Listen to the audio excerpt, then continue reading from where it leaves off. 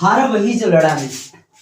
Hello दोस्तों, बहुत बहुत स्वागत है आपको फिर से हमारे स्टडी मंच पे। और आज हम आप लोगों को पढ़ाने वाले हैं उपसर्ग और प्रत्यय, जो किसकी दृष्टि से भैया, तो 10th बोर्ड एग्जाम की दृष्टि से, 12th बोर्ड एग्जाम की दृष्टि से, एसएससी जीडी का जो एग्जाम होने वाला है वहां से उसमें भी आपका प्रत्यय उपसर्ग का प्रश्न आता है, और अदर एग्जाम का भी आपसे उपसर्ग और प्रत्यय से प्रश्न पूछ लिया जाता है। तो आज हम पढ़ाएंगे आप लोग को उपसर्ग और प्रत्यय दोनों एक ही वीडियो में। आज कुछ मिनटों का समय लगेगा और आपका ये दोनों चैप्टर छंद से खत्म हो जाएगा। आप पूरे वीडियो के अंत तक बने रहिएगा, बिना कुछ समय गवाए हुए अपने माइंड को कंसंट्रेट करके इस वीडियो को देखते रहिए। और आज का हमारा ये मोटिवेशनल गान, हारा वही जो लड़ा नहीं।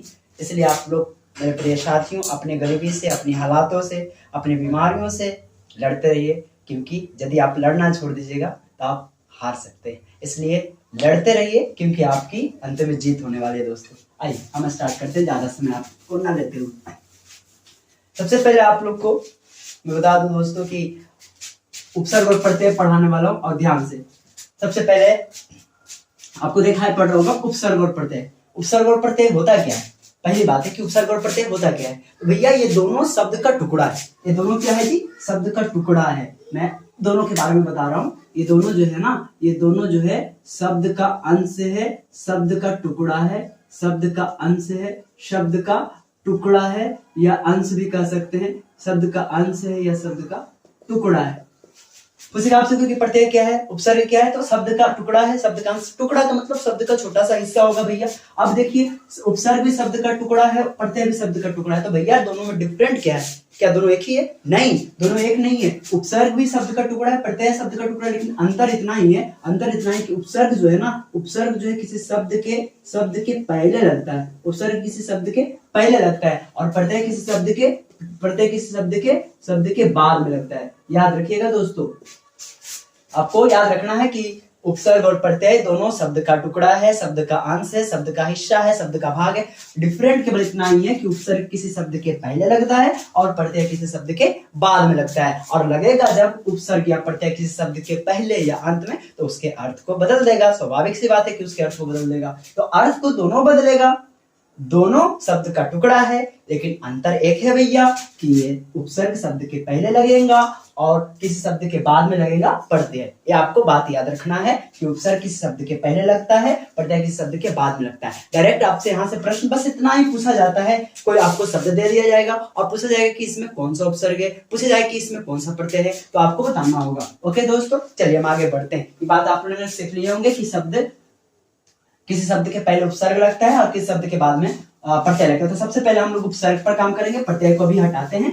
प्रत्यय भी आएगा थोड़ा देर के लिए, पहले मैं उपसर्ग को बता देता हूँ आप लोगों को। देखिए, उपसर्ग, पहली बात है कि आपसे अगर कोई उपसर्ग पूछेगा तो क्या बोलना है। कभी कभी डायरेक्ट एग्जाम में ऐसा ही प्रश्न आ जाता है, और मैं आपको खास एक मजे वाली बात यह है दोस्तों कि मैं आपको अंत में पूछे गए क्वेश्चंस को भी करवाऊंगा, ठीक है ना। तो ध्यान से दोस्तों बने रहिए बस। उपसर्ग क्या है? तो उपसर्ग जो है किसी शब्द का टुकड़ा है, शब्द का अंश है, जो किसी शब्द के कहां लगता है? पहले लगता है। किस शब्द के कहां लगता है भैया? पहले लगता है। तो देखिए, उपसर्ग किसी शब्द के पहले लगता है। एग्जाम्पल के लिए जैसे मैं आपको बताता हूँ कुछ महत्वपूर्ण उपसर्ग।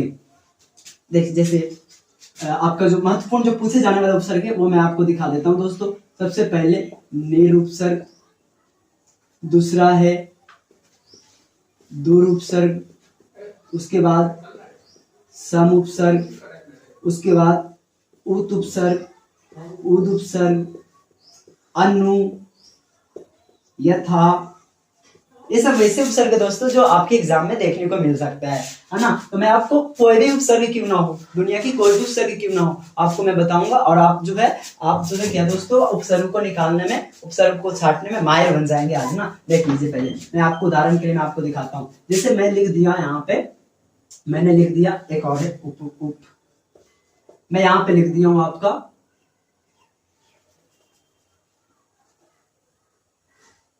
आजन। ये भी पूछ लिया जाता है कभी कभी कभी कभी आ भी पूछ लिया जाता है। मैंने लिख दिया आजन। तो देखिए ना, आपको मैंने अभी क्या सिखाया है कि उपसर्ग जो है शब्द का टुकड़ा है, शब्द का अंश है, जो कहां लगता है? शब्द के पहले लगता है। शब्द के कहां लगता है दोस्तों? पहले लगता है। तो यदि आपसे पूछा जाए कि कोई शब्द दे दिया जाए और पूछा जाए कि इसमें कौन सा उपसर्ग है, तो शब्द की कहाँ देखना है, एकदम पहले देखना है। और पहले देखना नहीं पड़ेगा, देखिए ना आपको दिखा देता हूँ। सबसे पहले उपसर्ग अगर आपको दिया रहे, कोई शब्द दिया रहे, आप कहे कि बताइए इसमें कौन उपसर्ग है, तो आप उपसर्ग को देखने से पहले मूल वर्ड को निकाल दीजिएगा। मूल वर्ड मीन्स मुख्य शब्द, मुख्य शब्द मीन्स जो पहले से है। देखिए इसमें मूल वर्ड जो कौन है भैया, मूल वर्ड जो है जन्म है। जन्म क्या है, मूल वर्ड है। जन्म क्या है दोस्तों, मूल वर्ड है। जन्म मूल वर्ड है, जन्म मूल शब्द है, निकाल दीजिए इसको। जो बचेगा आपका वही हो जाएगा उपसर्ग, यानी आ जन्म में आ जो है ना हमारा उपसर्ग है। आ जन्म में आ गया है उपसर्ग है दोस्तों, ठीक है। जैसे इसी प्रकार से अगर आपसे पूछा जाए आमरण, आमरण में भी आ उपसर्ग है। अब देखिए उपनगर, मैंने क्या लिख दिया, उपनगर। पूछा जाए कि उपनगर में कौन सा उपसर्ग है, कुछ नहीं करना है, आपको पीछे से मूल शब्द को निकाल देना है। जो बचेगा वो बुलबुला के उपसर्ग ही निकल जाएगा। आपको बस मूल शब्द जो है निकाल देना है। मूल शब्द पीछे होगा, उपसर्ग का मूल शब्द का होगा पीछे होगा, उसको आप निकाल दीजिए, उपसर्ग बुलबुला के निकल जाएगा। देखिए नगर मुख्य शब्द है ना, नगर मूल शब्द है ना, नगर को निकाल दीजिए, क्या आपको बचेगा दोस्तों, क्या बचेगा, तो उप बचेगा। क्या बचेगा, उप। नगर को हटाइए तो क्या बचेगा, उप। तो उप हमारा क्या हो जाएगा, उपसर्ग हो जाएगा। समझे। तो किसी भी मुख्य शब्द के पहले जो शब्द का थोड़ा सा छोटा सा टुकड़ा होता है ना, शब्द का छोटा सा जो अंश होता है ना, उसी को हम लोग उपसर्ग कहते हैं दोस्तों, ठीक है ना। उसी को हम लोग उपसर्ग कहते हैं। जैसे आपसे आओ पूछ दिया जाए और आपसे पूछ लिया जाए कि बताइए यथा समय, यथा समय, तो इसमें मूल वर्ड आप लोग छाटिए, तो जल्दी से मूल वर्ड छाटिए। मूल शब्द क्या हो गया, समय। समय मूल शब्द है और मूल शब्द के पहले लगता है उपसर्ग। अब उपसर्ग कहाँ लगता है, शब्द के पहले लगता है भैया। उपसर्ग कहाँ लगता है, शब्द के पहले लगता है। शब्द के पहले लगता है, शब्द के पहले लगता है दोस्तों, शब्द के पहले लगता है, तो इसको हम लोग कहेंगे क्या है, उपसर्ग है, ठीक है ना। देखिए दोस्तों उपसर्ग मैं आपको दिखाता हूं। जैसे यथा समय, समय क्या है आपका, मूल वर्ड हो गया। समय के आगे क्या लगा हुआ है, यथा लगा हुआ है। यथा क्या हो गया हमारा, उपसर्ग हो गया। तो आपको अगर उपसर्ग निकालना हो, कुल मिलाकर के बात कह दे तो उपसर्ग आपको निकालना हो तो शब्द के कहाँ जाना है, पहले जाना है और देखना है कि शब्द के पहले में एगो शब्द का टुकड़ा टूटना लगा होगा, वही टूटना को आप लोग कहेंगे उपसर्ग। या फिर आप पीछे से या फिर किसी शब्द के मूल शब्द को हटाइएगा। मूल शब्द समय, मूल शब्द नगर, मूल शब्द जन्म, मूल शब्द को निकाल दीजिएगा, मुख्य शब्द को निकाल दीजिएगा, तो आपको जो आगे बच जाएगा ना वो आपका उपसर्ग ही हो जाएगा, बुलबुला के खुद निकल जाएगा दोस्तों। और मैं एग्जांपल ले लूं तो आपको देखिए अनुपम, अनुपम, पम आपका मूल शब्द हो गया, अनु इसमें लगा हुआ है। अनुसार, सार आपका मूल शब्द हो गया, अनुपसर्ग हो गया दोस्तों, अनुपसर्ग हो गया, अनुसार लिख दूं तो। उसके बाद देखिए प्रकाश, क्या हो गया, प्रकाश। प्रकाश, तो प्रकाश में क्या है, काश आपका मूल वर्ड है, काश निकाल दीजिए और प्रकाश में आगे क्या लगा हुआ है, तो प्रा उपसर्ग लगा हुआ है। प्रा भी हमारा क्या है, एक तरह का उपसर्ग है। प्रा भी क्या है दोस्तों, उपसर्ग है। और मैं लिख दूं तो विज्ञान। अब मूल वर्ड हटाइए ना, मूल वर्ड क्या है इसमें, ज्ञान है। ज्ञान मूल शब्द है ना दोस्तों। ज्ञान के आगे देखिए क्या लगा हुआ है, शब्द का टुकड़ा, तो बी है। बी हमारा क्या हो जाएगा, उपसर्ग हो जाएगा दोस्तों। आप मूल शब्द को निकालिए, आगे जो बचेगा वो आपका उपसर्ग हो जाएगा। ओके, और देख लीजिए, और मैं एग्जांपल आपको देना चाहता हूं। देखिए दोस्तों ध्यान से, बस आप वीडियो में बने रहें, आपको मैं ना सब पढ़ाने वाला हूं दोस्तों। बस अब देखिए, ये जो इंपॉर्टेंट मैंने कुछ लिख दिया है, ये आपसे पूछा जाता है। नीर को देख लीजिए, नीर को देख लीजिए, नीर, निर्जन, क्या लिख दिया मैंने, निर्जन। जस्ट 1 मिनट दोस्तों, निर्जन,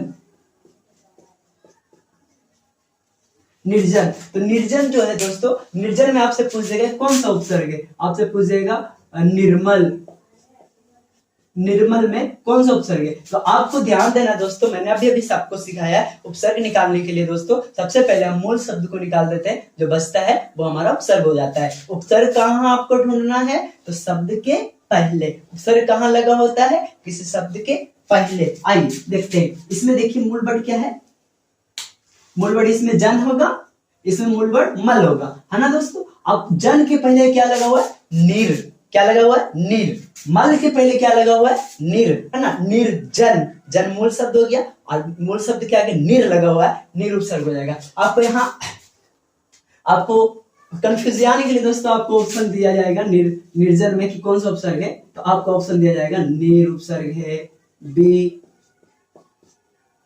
आपका दे दिया जाएगा ये वाला नीर उपसर्ग है, सी आपका दे दिया जाएगा ये है नीर उपसर्ग, डी आपका दे दिया जाएगा नीर उपसर्ग है। तो बताइए आपको, आप लोग बताइए कौन सा होगा, तो आप लोग बताइए दोस्तों। तो इसमें क्या होगा ना, इसमें आपका ये डी हो जाएगा। क्यों, क्योंकि निर्जन में आगे क्या लगा, सबसे पहले तो आपको नी दिखाई दे रहा है, बिल्कुल सही, नी दिखाई दे रहा है। उसके बाद ये जो रा आपको दिखाई दे रहा है दोस्तों, बताइए तो ये पूरा रा है, नहीं पूरा रा नहीं है, आधा रा है। ये कौन सा रा है, आधा रा। और आधा रा लिखने के लिए हम उसमें हलंत लगा देंगे, इसको हलंत पढ़ते हैं दोस्तों। जब भी किसी व्यंजन वर्ण में हलंत लग जाता है ना, तो उसका मान आधा हो जाता है, यानी नी आधा रा नीर, है ना। तो निर्जन में नीर उपसर्ग है। ये आप लोग बताइए निर्मल में क्या होगा उपसर्ग, निर्मल में मल हो गया मूल शब्द, इसमें हो जाएगा नी और ये वाला आधा रा नीर, ठीक है ना। तो आपको ये अगला दिया जाएगा, एक एग्जाम में पूछा जाता है कि निर्जन में निरुपसर्ग, निर्मल में निरुपसर्ग, निर्गम निरुपसर्ग। ओके, तो निरुपसर्ग आपको ख्याल रखना है दोस्तों, निरुपसर्ग आपको ख्याल रखना है, ठीक है ना।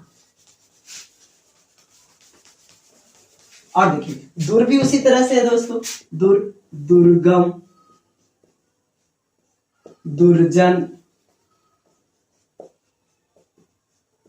देखिए दुर्गम, गम आपका मूल शब्द है, तो दूर में क्या लगा, दुर्गम क्या दू तो है आपको दिखाई दे रहा है, और ये आधा रहा है, ये कौन सा रहा है, आधा रहा, तो इसमें दूर उपसर्ग हो गया। दुर्जन की देख लीजिए, जन आपका मूल शब्द है दू, और ये कौन सा रहा है, आधा रहा, तो दूर उपसर्ग है। दुर्जन, दुर्गम, दुर्व्यवहार, दूर, कुछ भी दूर से हो जाए भैया वो दूर उपसर्ग हो जाएगा आपका, ठीक है ना, दूर उपसर्ग। उत की बात कर ले तो उत, ये तो सिंपल है, उद्गम नहीं, उद्गम नहीं, उत्थान, उत्थान में देख लीजिए उत उपसर्ग हो जाएगा। ये पूछ जाएगा आपसे कि उत्थान में कौन सा उपसर्ग है, आपको देखना है उ है, और ये अदत्त है ना, तो अदत्त को हम लोग हलंत लगा के लिखते हैं, तो उत्थान में हो जाएगा उत उपसर्ग दोस्तों। उद की बात कर ले, उद की बात कर ले दोस्तों, उद की, तो उद, उद्गम, दोस्तों उद्गम, उद्गम में देख लीजिए क्या लगा हुआ है, आगे उद है, अदा में हलंत है ना, द में हलंत है, तो ये हलंत वाला उद हो जाएगा। कुछ नहीं करना दोस्तों, बस आपको किसी शब्द में उपसर्ग ढूंढना है, आगे देखिएगा शब्द का एक छोटा सा अंश होगा, उसी को निकाल के देख दीजिएगा, वो आपका उपसर्ग हो जाएगा। या दूसरा रूप से आप मूल शब्द को हटाइएगा, जो बच्चल खुचल बचेगा बुलबुला के, वही निकल जाएगा आपका क्या, उपसर्ग। यथाशक्ति, यथा समय, ये आपका हो जाएगा उपनाम, अभी उपनगर मैंने देखा तो उपसर्ग हो जाएगा। आजन्म, आमरण, आजन्म, आमरण, ये सब में आपका आ उपसर्ग हो जाएगा दोस्तों। यथाशक्ति, यथा समय, यथा संभव, यथा संभव, ये सब में आपका यथा उपसर्ग हो जाएगा दोस्तों। उपनाम, उपनगर, उपगंगा, ये सब में आपका उप उपसर्ग हो जाएगा दोस्तों। अनुसार, अनुपम, ये सब आपका अनुपसर्ग हो जाएगा दोस्तों। सम की बात कर ले, एक सम की देख लीजिए, सम में देख लीजिए दोस्तों, जैसे मैं लिख दूं संतोष, मैंने लिख दिया संतोष, ये भी आपसे पूछा जाएगा, संतोष। संसार, जब आप लोग संधि पढ़िएगा दोस्तों, तो संधि में संतोष को हम लोग तोड़ते हैं, संधि विच्छेद करते हैं, तो सम जोड़ तोष करते हैं ना दोस्तों।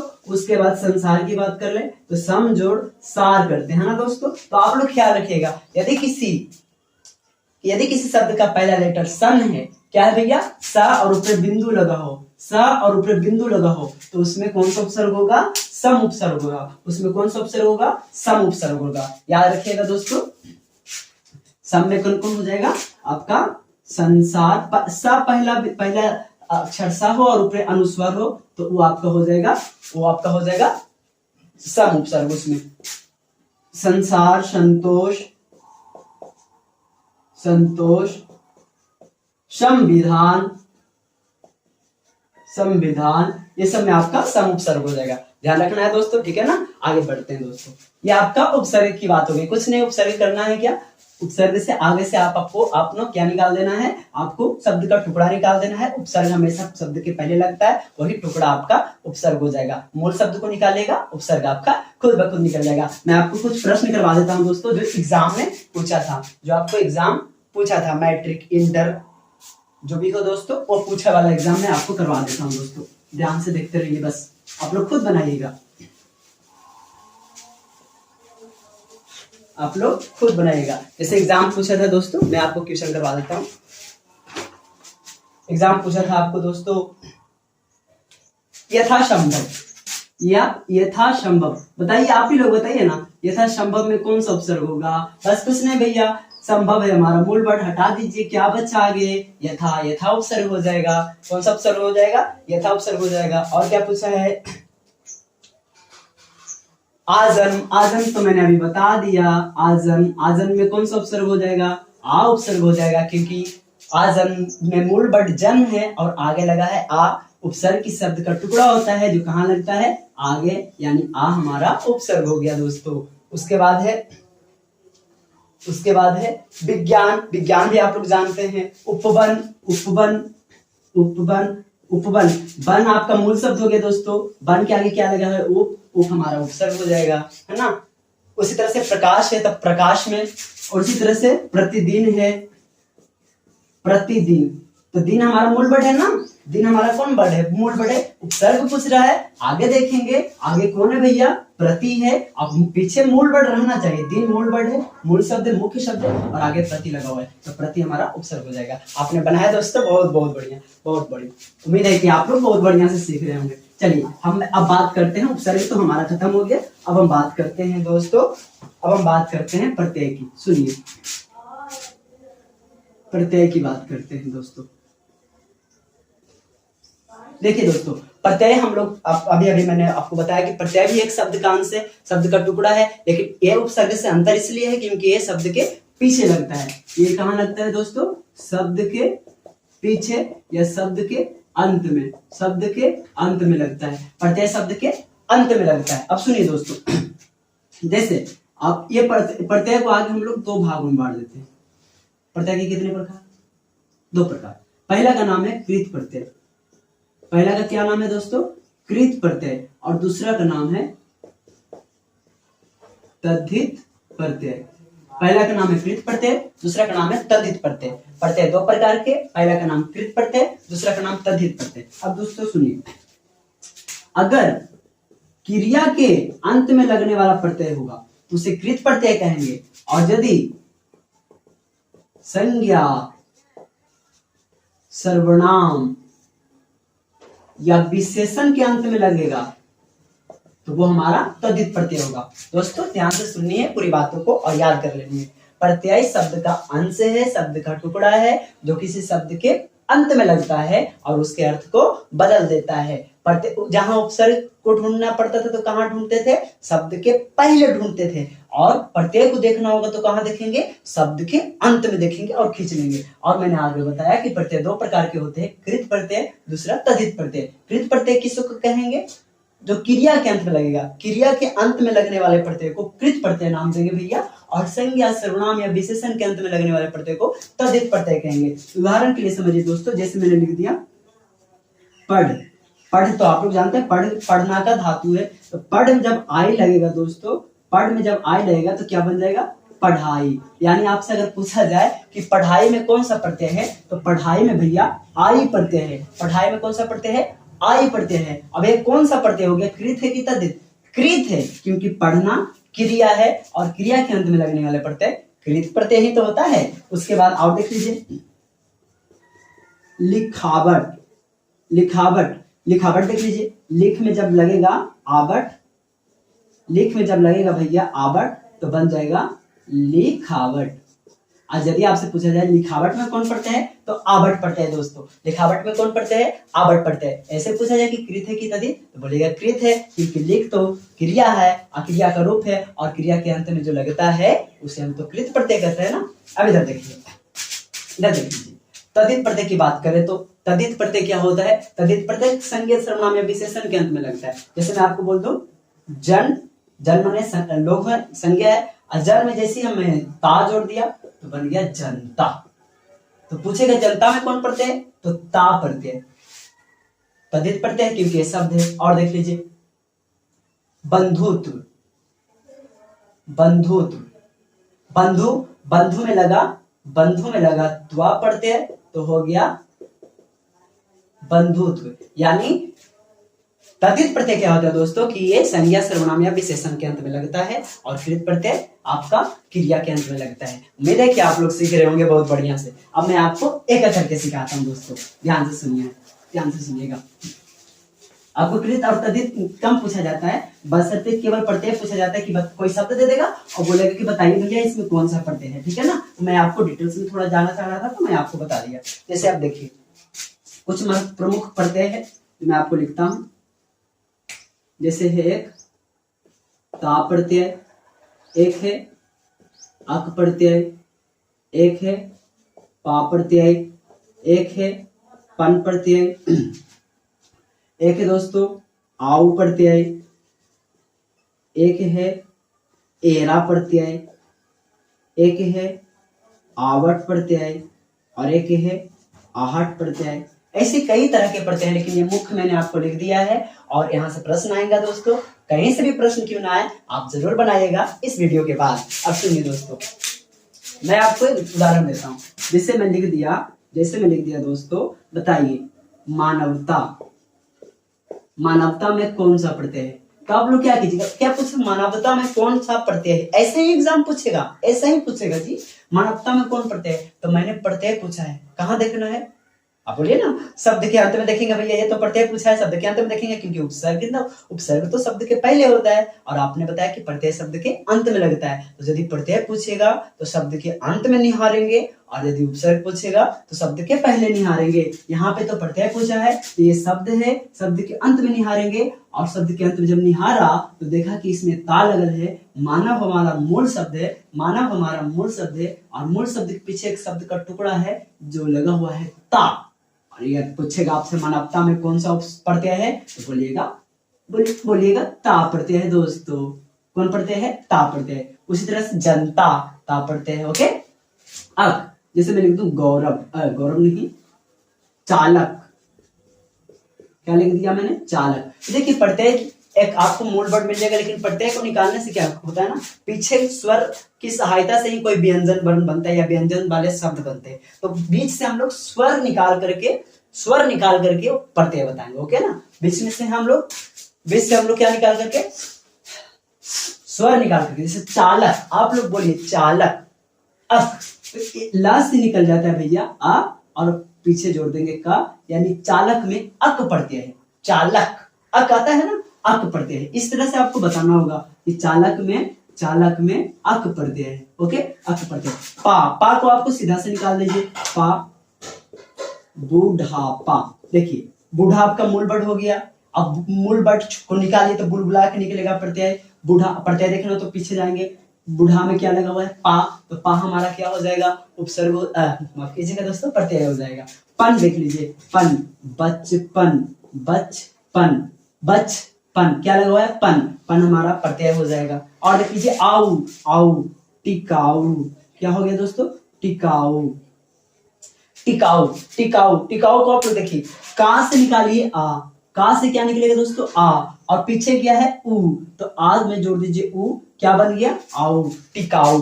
ठीक है ना, टिकाऊ हो गया, टिकाऊ हो गया। ठीक है, टिकाऊ। तो आपको क्या करना है कि बीच से स्वर निकाल करके पीछे आपको जोड़ देना है। आप बोल करके भी देखिएगा तो आपको निकल जाएगा। बोलिए आप हमारे पीछे, टिकाऊ। आऊ आता है ना, टिकाऊ। आऊ आता है ना, आऊ, है ना। टिकाऊ में आऊ पढ़ते हैं। ठीक है, उसके बाद देखिए एरा। एरा को देख लीजिए दोस्तों। एरा में आपका ये पूछा गया प्रश्न लुटेरा। जैसे आपसे पूछा जाए लुटेरा में कौन पढ़ता है, तो बीच से आपको स्वर निकालना है। टे से निकलेगा ए, टे से निकलेगा ए और पीछे है रा, बन जाएगा एरा। लुटेरा में एरा पढ़ते हैं। प्रत्यय निकालने के लिए बीच से हम लोग स्वर निकालते और पीछे वाले को जोड़ देते, क्योंकि कोई भी शब्द और वर्ण स्वर वर्ण की सहायता से बनता है दोस्तों। तो पीछे से निकालना है ना, तो पीछे ही जुड़ता है ना स्वर वर्ण, तभी तो जाकर के कोई व्यंजन वर्ण बनता है। लुटेरा, टेरा से एरा निकल गया। आपसे अब बोल कर देखिए, लुटेरा कौन सा प्रत्यय, एरा प्रत्यय हो जाता है। ओके, आबट, आप ये आपको ये अपना मोस्ट इंपोर्टेंट है। प्रत्यय तो बहुत, लेकिन मैं लिखता हूँ वो जो मुख्य है और प्रत्यय है, और इससे प्रश्न पूछा जाता है। और देख लीजिए आबट, आबट में लिख दूं, आबट प्रत्यय में जैसे लिखावट, लिखावट, तो लिखा, खा से निकलेगा आ और ये बट जुड़ जाएगा, लिखावट में आबट प्रत्यय, लिखावट में आबट प्रत्यय। और देखिए और क्या है, आहट, आहट, आहट, आहट, आहट प्रत्यय। एग्जाम्पल देते हैं, घबराहट, घबराहट, रा से निकलेगा आ, रा से निकलेगा आ और पीछे है हट, तो पूछा जाएगा घबराहट में कौन सा प्रत्यय, आहट प्रत्यय। कौन सा प्रत्यय दोस्तों, आहट प्रत्यय। ठीक है ना, ध्यान रहेगा क्या, ध्यान रहेगा। तो प्रत्यय को निकालने के लिए पहली बात है कि प्रत्यय किसी शब्द के अंत में लगता है, दूसरी बात है कि प्रत्यय को निकालना है तो हम शब्द के अंत में देखेंगे। और अगर प्रत्यय सीधा सीधा आपको पा जैसा, पन जैसा दिखाई दे रहा है, ता जैसा दिखाई दे रहा है तो निकाल दीजिए, अन्यथा आपको कोई कुछ दिखाई नहीं दे रहा तो बीच से आपको क्या निकालना है, स्वर वर्ण निकालना है और पीछे वाले जोड़ देना है। जैसे घबरा, रा से निकला आ और पीछे हट, घबराहट में आहट प्रत्यय। पढ़ाई, पढ़ाई किधर चल गया रे, पढ़ाई, पढ़ाई देख लीजिए दोस्तों, पढ़ाई, तो ढा से निकलेगा आ और पीछे है ई, तो पढ़ाई में आई प्रत्यय। ओके दोस्तों, आपको आज मैंने आपको उपसर्ग और प्रत्यय सिखाया जो 10th 12th एसएससी जीडी और अदर एग्जाम के लिए बहुत मोस्ट इंपोर्टेंट है दोस्तों। और ये आपका बोर्ड एग्जाम की दृष्टि से 3-4 नंबर का पूछ लिया जाता है, ये दोनों मिला करके। तो आपको मैं आपको उपसर्ग और प्रत्यय बताया। उम्मीद है कि आप लोग बहुत बढ़िया से सीखेंगे। तो आप लोग इस वीडियो को शेयर करें और हमारे चैनल के साथ जुड़े रहें। धन्यवाद।